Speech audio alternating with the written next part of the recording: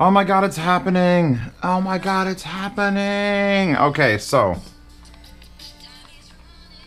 Can't pause it there because I am running off this Tautronic. So these are the Bose 700s. And they're a $400 set of Bluetooth headphones. And they're probably one of the most anticipated fucking fuck headphones ever in the fucking history of man. And I ordered them on June 1st, and they didn't arrive till like July 5th or 10th. It was, no, it got pushed back to like the 9th. And I would have liked to have gotten out a video, like one of the first reviews. It would have been grand, but no. And I'm kind of glad that happened. Because, yeah, I could have gotten a shit ton of views. But I needed the community around these headphones. And that's the thing about Bluetooth headphones, especially the ones from Sony, the ones from Bose. They're the most popular headphone. Like, everyone's like, oh, headphones, Beats, and no. People buy these. People buy the QC35s, QC25s, they buy the Sonys, and those are finally getting into the market. People want to know about this headphone, which is why I was like, oh, I'll get on that train. But since it took a while to get here, and I lost that like initial surge, the community has had a chance to reach out and scream a little bit. And they make complaints that I probably wouldn't have noticed if I would have tried to do a review in like less than 24 hours. So let's go over some things. First of all, look at the headphones. Here's a nice box. Here's a nice case it comes with. Ooh. It's actually rather large for like a travel headphone. Like they don't fold like in any other way. You could just get them in the case like this, which means you have to adjust them every time, which kind of is annoying. If I was doing a travel headphone, if I was designing it from scratch, oh, there's also this piece that went in between there, which I guess you don't need to use. But if I was designing a headphone from scratch for the purposes of traveling, I would make damn sure every time you put it away, it was saved at your head position. So my head position is like that, which means it won't fit in the case anymore, which means I got to adjust and readjust, adjust and readjust, adjust. So that's just off the bat. Huge styling change and manufacturing change from the original. Oh, by the way, I really love this little magnetized, made in China little... I just like that. So not a terrible case, but I also don't know if I'd go with this design. So we look at it, and you can see it's like a matte. Is it? Oh god, I hit the button. Fuck. Hit a button.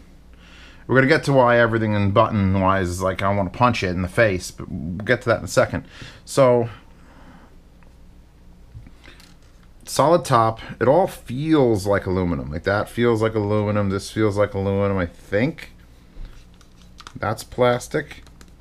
But it doesn't not match the aluminum.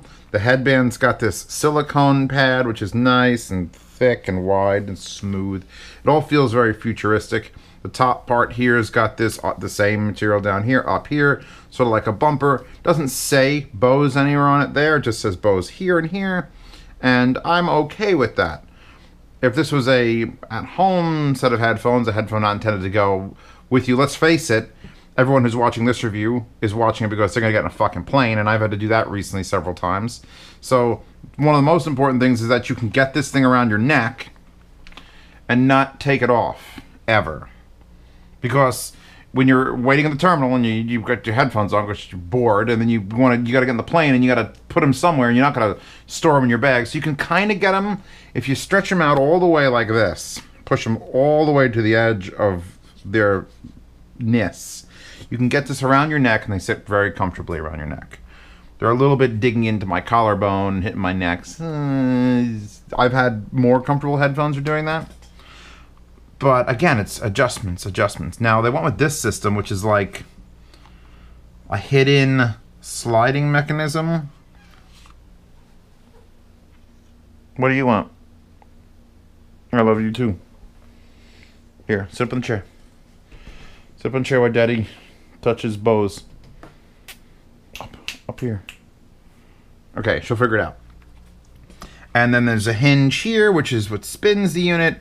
And it all feels a little flimsy.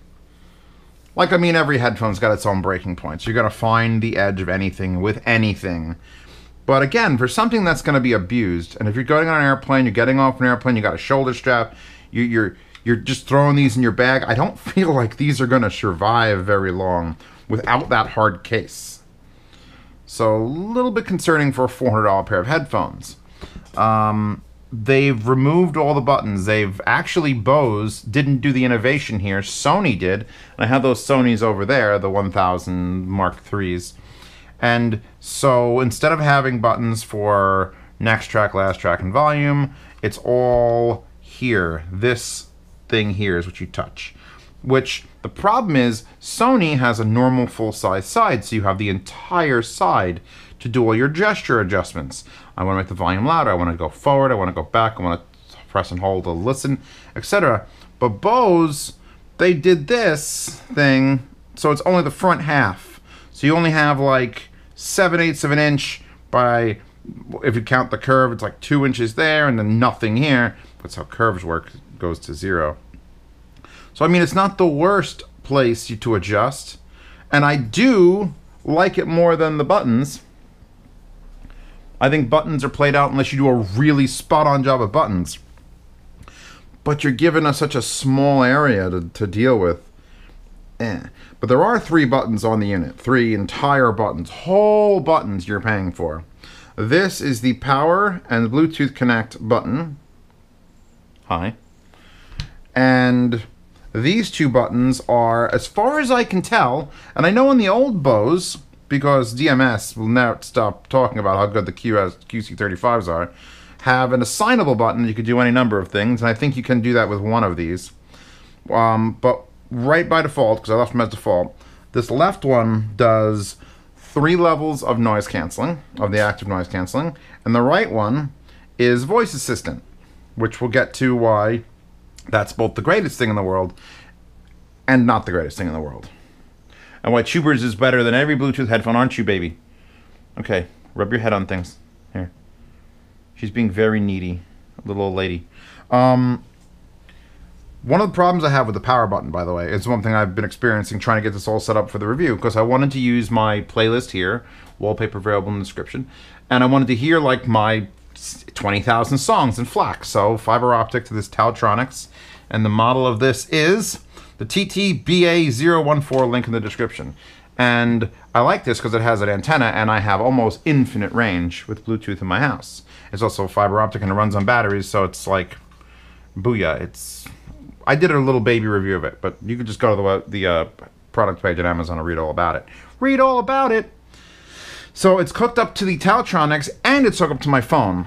And that's when we start to get into the problems.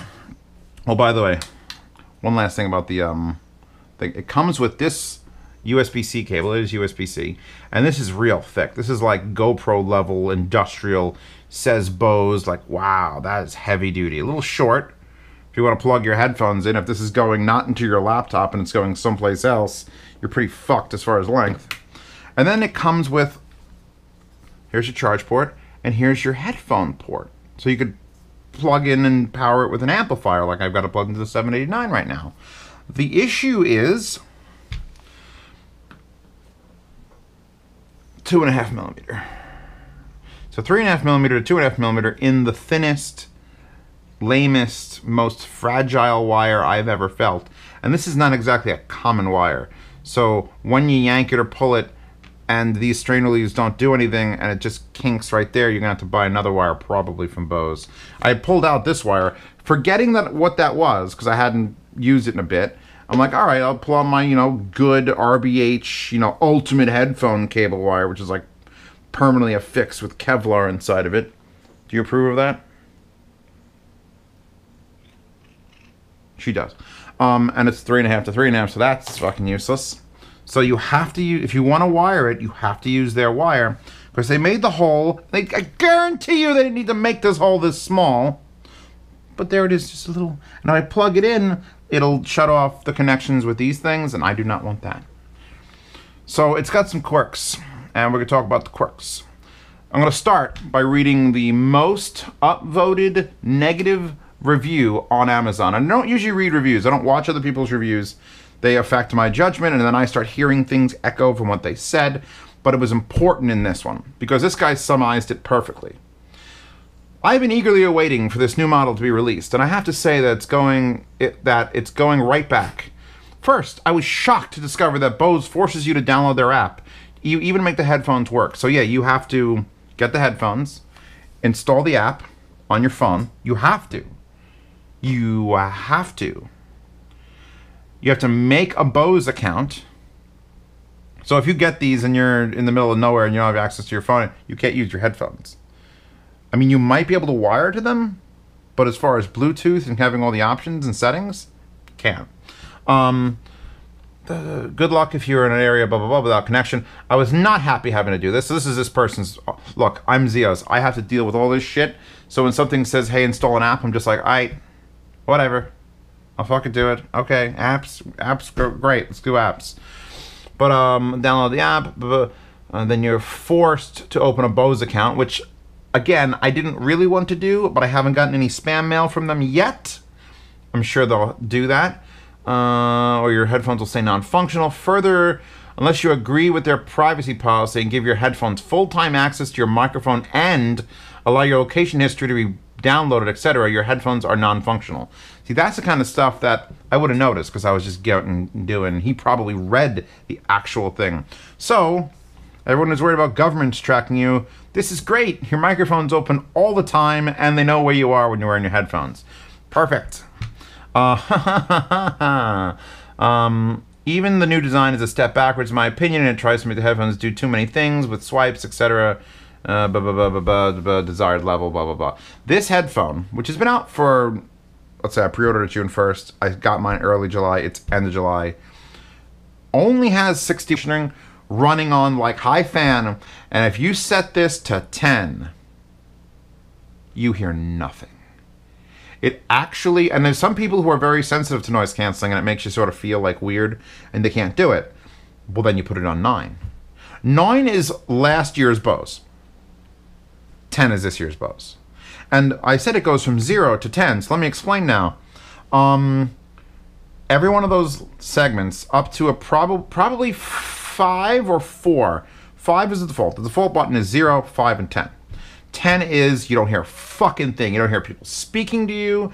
You don't hear anything. I stood in front of my running air conditioner in the other apartment. I just installed it, and you hit the button. It goes from 10 to 0 to 5 or 10 to 5 to 0. And on 10, I couldn't tell if the air conditioner was running. Then you hit 5, and it lessens it, and all of a sudden, it sounded like the fan in the air conditioner turned on. And then you go to 0, and here's what happens.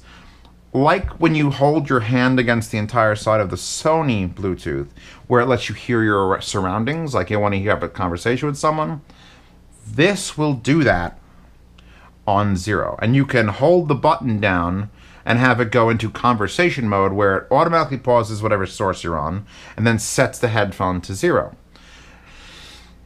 0 is actually more impressive than 10. Because 10 blocks everything out. Great, that's what noise canceling have come to expect. But 0, it sounds like you're using open back headphones. Or it sounds like I'm wearing COS, Porta Pros. And here's the thing, if I shut off noise canceling, like the off button, not 0, off, it sounds like I'm wearing a closed back set of headphones and everything sounds muffled and you just in the background and everything sounds like this. So if you can go from everything sounds like this to go to 0 and then everything sounds clear. I was sitting here having a conversation with Princess Pasta on 0, and I could hear every word she was saying, and she was there, and I turned my head, and she was still there, because the microphones that are doing the noise cancellings are stereo, and they've done an amazing job of recording the real-life sounds, and then putting them into a headphone naturally. It didn't sound like, when you do the Sony, if you've ever experienced the Sony noise cancelling, you hit it, and all of a sudden everything just sounds really bright, and like, oh my god, what am I listening like just what a deer hears? And everything sounds a little hollow and echoey and like, oh god, but like it's cool. Fuck that. Fuck that straight away. Because this on 0 just sounds like you're not wearing closed headphones. And I'm impressed by that. To actually go beyond like, well, here's the sound muffling of the normal, just wearing a closed back headphone, the passive noise canceling of that. And then you get more and more and more and more and more noise canceling. The fact that they can go backwards and take the headphone out of the equation entirely, super fucking impressive. Like, just super. And I was just walking around with it before the start of the review. And I set it to 0, and I could hear my air conditioners running, and I could hear my water running, cat meowing, and the music sounded fine. And then I put it up to 5, and I could hear that stuff way less. You still got a little bit of it, but I think it's more the natural stuff coming through the cans, because they're not impervious to sound. Then you put it to 10, and you don't know how they did it. I don't know how they did it. All right, I don't know how the sound noise cancellation is so fucking good. But it's the best noise cancellation I've ever heard, and it probably will be for a long, long time. Love how I was so passionate about that, but the sound of the actual quality of music, I was like, it's decent.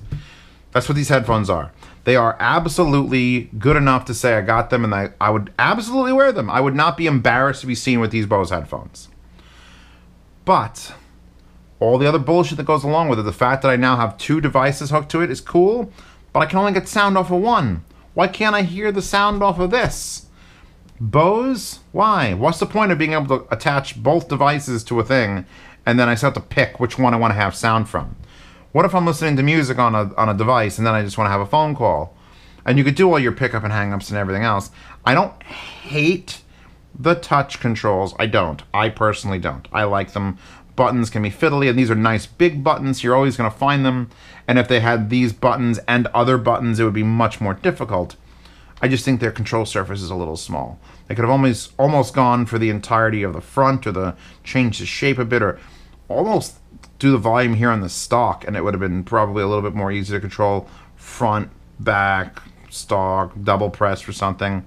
It's all here on this Bose logo, which also is going to mean this. You don't have new notifications right now. Oh, that's my weird squeaky voice. It's picking up all my settings on my phone. It's 10:59. You don't have new notifications right now. Don't ask me how I did that to my phone. All right, a lot of drunken. Actually, I wasn't even drunk. I was sober, but I was fiddling, and I'm like, haha, what if I did this to this slider? So she sounds like she's all like this. Do I recommend these headphones? Final thoughts. Do I recommend these headphones? Do I recommend these headphones? Fuck. I think if you could, you're never going to find a deal. They're going to be $400 for the end of time. And I want to tell you, yes, absolutely. Here's when it's yes. If you're going to get on a plane and you hate babies, buy these headphones. They sound good enough. Even if the QC35s had a little bit more going for them, and I haven't reviewed that set of QC35, I should have just bought them when I bought these, and then I could compare them directly. But I don't think they have a problem with their audio, and the noise cancellation is god tier. So the only thing that would hold me back is the build, the shit with the app, which the app barely does anything, but you gotta have it. You gotta have it. But again, once you have the app and it's done, you can Bluetooth these to any device you want.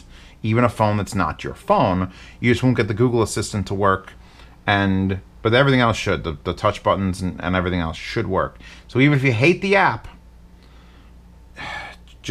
I can get these to work on Bluetooth without the app, but you need that app installed. You need to set it up and you need to do things to get all the functionality out of this.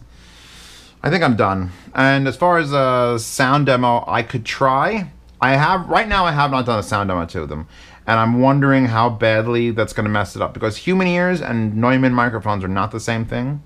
And I don't want to give you guys a false impression I put on noise canceling and I could still hear Zio's talking, because again, mics and ears are different, and these are going for very psychoacoustic things to fix that. But for now, this video is done. That wallpaper's in the description if you want to buy these from me, because I'm tempted to keep them, but I have some cheap $100 Bluetooth noise canceling headphones that are actually built better than these and can have about 80% of the noise canceling capabilities, which is enough for now. And I don't care if I break them when they're more comfortable, but we'll get to those headphones later. Right now, these, yard sale. Gotta pay for RMAF. If you don't know about RMAF, I'm doing a room at the Rocky Mountain Audio Fest, which is a big, heavy-duty audiophile gathering, and I'm going to show up with a bunch of cheap stuff and blow minds. If you want to support that effort, click the RMAF link in the description. Again, patrons will get to buy this. If you are joining the Patreon for $5 or more, you get into the Patreon yard sale tier. You get to see all these videos early. If If you join the $10 tier, you get into a private Telegram chat. You and I can have a discussion with another 160 people who love to talk about audio all day. I get bored of it. I start talking about anime girls and Peter Frampton. Hi, Peter. That's it. I think I'm done. This is like a 34.5-minute review. Seems about right. That's it. Bose, good effort. I'm gonna recommend it, but you could fix some stuff for the next one, like not being pricks. Anyway, peace out.